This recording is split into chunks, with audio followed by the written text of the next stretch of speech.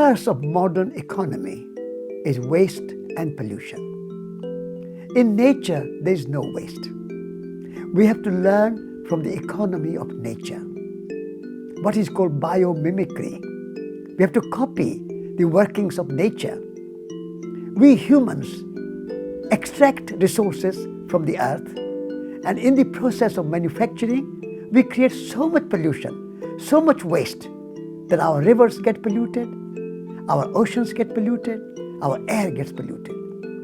So we need to learn from nature and create a new economy which will have no waste and no pollution, or at least minimizing the waste and minimizing the pollution and maximizing the good natural economy.